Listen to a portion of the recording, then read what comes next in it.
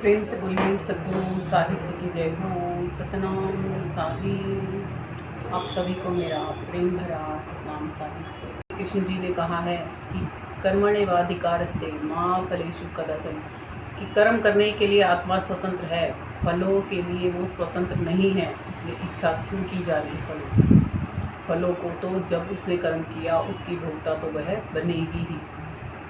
इसलिए ही यदि छूटना चाहते हैं तो निःकर्मी होकर कर्म कीजिए, ताकि आप कर्मों के बंधनों में ना बंधे और इस मायावी संसार रूपी झमेले से बच पाए।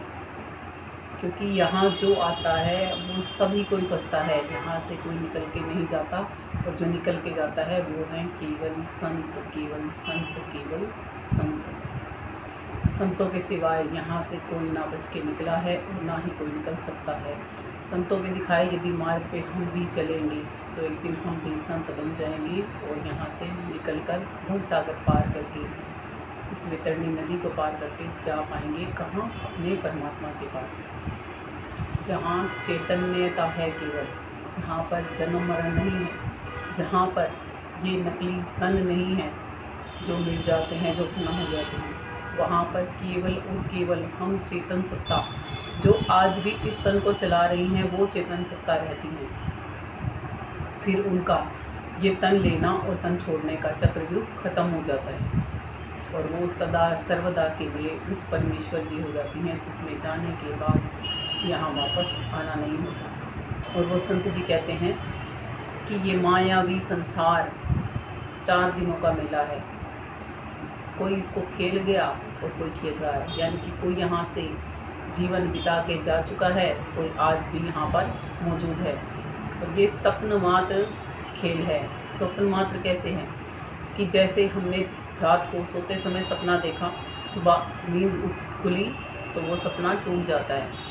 हम अगली रात फिर सोते हैं, फिर नया सपना आता है, फिर अगले दिन फिर वो टूट जाता है। तो पिछले दिन में जो सपना देखा था और आज के दिन में जो रात में जो सपना देखा है वो दोनों अलग अलग होते हैं। ऐसे ही हम जब ये तन छोड़ के जाते हैं और दूसरे तन में गमन करते हैं तो वो तन भी अलग अलग ही होते हैं, एक जैसे ही नहीं होते कि इस तन को छोड़ के गए हैं और इसी तन में वापस आ जाते हैं। ऐसा नहीं होता। इसीलिए ही कहा है स्वप्न मात्र है ये जीवन। सपना देख लिया और अपना पूरा जीवन देख लिया, एक बराबर समझो।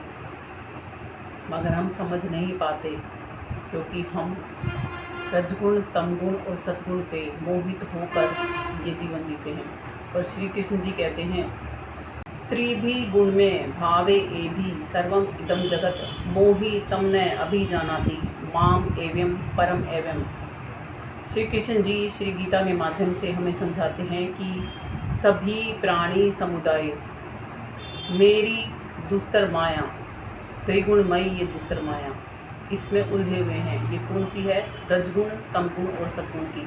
और जो प्राणी समुदाय इस माया को उल्लंघ कर, इससे उल्टा करके मुझ तक आने की कोशिश करता है, तब मैं अविनाशी, तब वो प्राणी समुदाय मुझ अविनाशी परमात्मा को प्राप्त कर पाता है।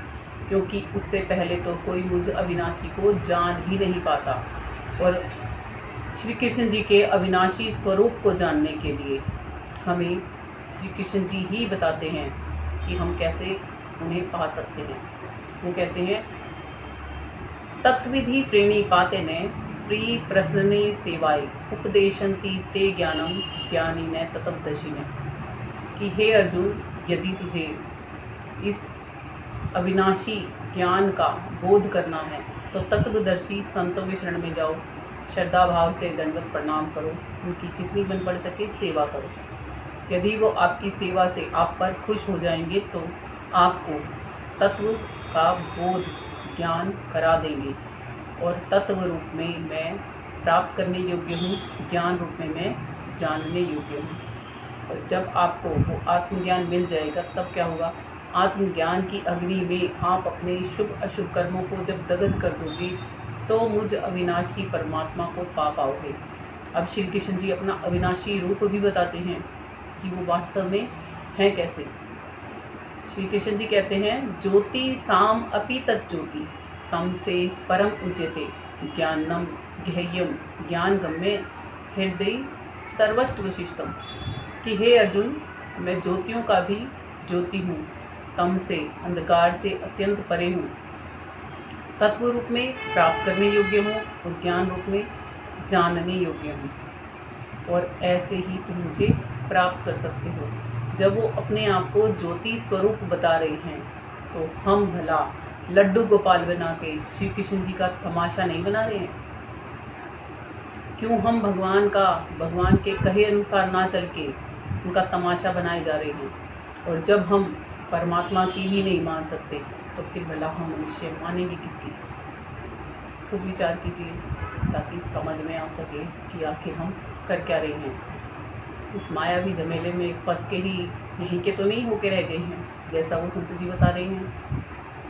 मायावी संसार झमेला, 4 दिनों का है मेला, खेल गया कोई खेल रहा है, ये सपनों का है मेला, जोर लगा कर जोड़े दुनिया, अंत करे घर खाली।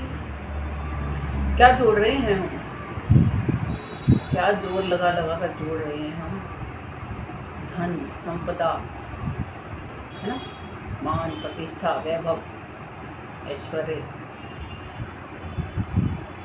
कि एक मकान है तो उससे क्या बनेगा? 2-4 मकान होने चाहिए, 2-4 मकान है तो 5-4 गाड़ियाँ भी होनी चाहिए, है ना। धन दौलत और माल खजाना, इसी में ही उलझे पड़े हैं।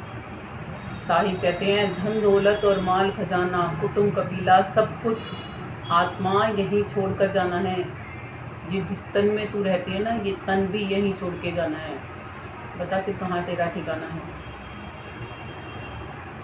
हम कहाँ से उलझ कर और कहाँ आ गए हैं, ये हमें समझ में नहीं आ रहा। कि वो अपना चक्रव्यूह बनाए बैठे हैं। हम कहते हैं अपना नाच हम खुद ही दिखा रहे हैं और खुद ही देख रहे हैं। तारा चंदाया नाच देखने, तू अपना नाच दिखावेगा।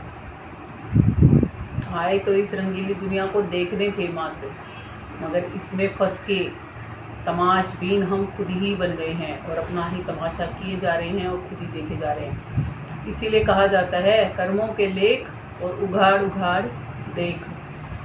पीछे जो किए हैं वो अब मिल रहे हैं, अब जो करोगे वो आगे मिलेंगे।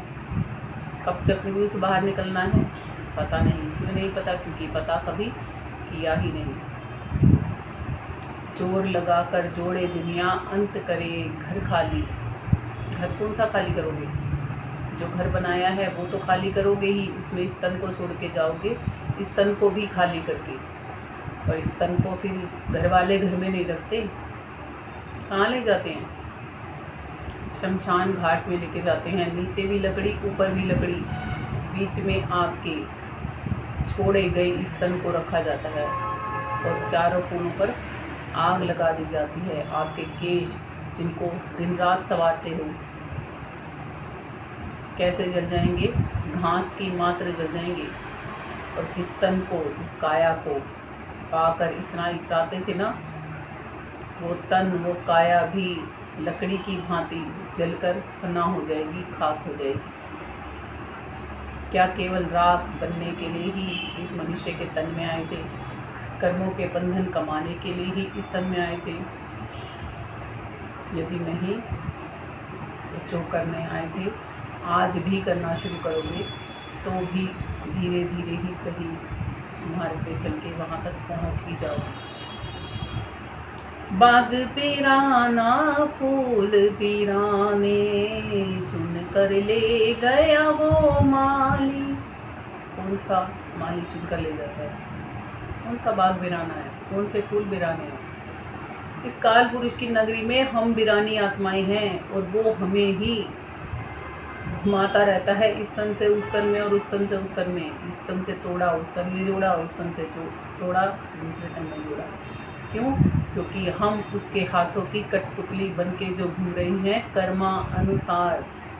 स्पष्ट तौर पे है कि कर्म करने रोको तो मुक्त होगे, या कर्म जो किए हुए हैं उनको दग्ध करना सीख जाओ, जलाना सीख जाओ। जैसे प्रज्वलित अग्नि में किसी भी ईंधन को जलाया जा सकता है, वो अच्छा हो या बुरा हो, वैसे ही आत्मज्ञान की अग्नि में शुभ अशुभ सभी कर्मों को तदत किया जा सकता है और मुक्त हुआ जा सकता है। श्री कृष्ण जी ही श्री गीता में बताते हैं, आत्मज्ञान को पाकर प्रज्वलित अग्नि में जैसे तमाम ईंधन नष्ट हो जाते हैं, वैसे ही आत्मज्ञान की अग्नि में हे अर्जुन शुभ अशुभ कर्मों को नष्ट कर दे और यहाँ से मुक्त हो जा।